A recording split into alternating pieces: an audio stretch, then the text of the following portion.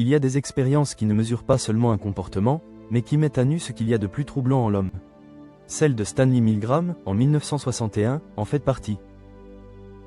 À l'origine, une question née dans le silence des tribunaux de Nuremberg: comment des hommes ordinaires ont-ils pu obéir à des ordres monstrueux?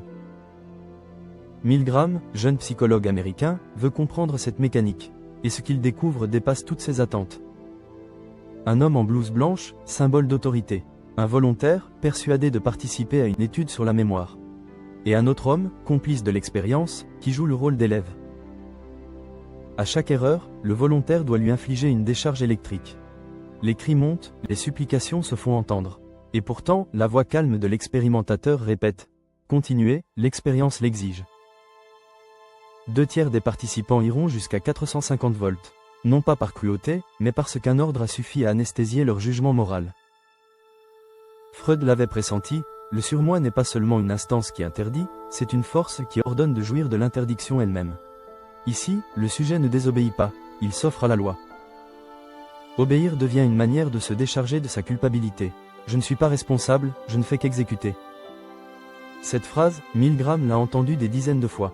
Mais derrière cette obéissance, il y a une jouissance étrange, celle d'appartenir à un ordre supérieur, de se fondre dans le regard de l'autre.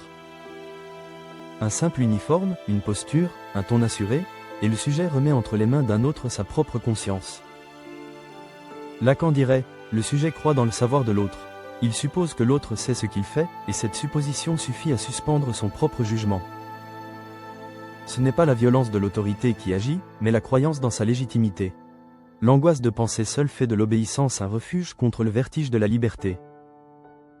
Hannah Arendt, quelques années plus tôt, avait vu dans le visage d'Adolf Eichmann non pas un monstre, mais un bureaucrate obéissant. Elle parla de banalité du mal. Le mal qui ne se pense pas, le mal de celui qui suit les ordres sans y croire vraiment. Milgram ne fait que le confirmer, ce n'est pas la haine qui fait l'horreur, mais l'absence de pensée. L'expérience révèle un déchirement fondamental, celui du sujet entre son surmoi et sa loi morale intérieure. Entre la voix qui dit « obéis » et celle qui dit « tu sais que c'est mal ».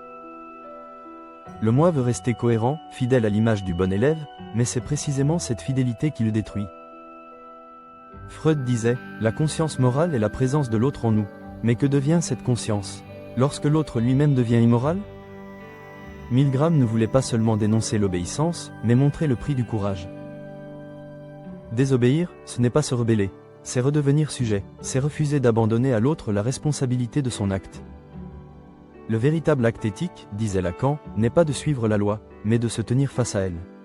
Dans le silence où le désir retrouve sa voix. L'expérience de Milgram n'est pas une leçon de morale, mais un miroir tendu à notre propre soumission.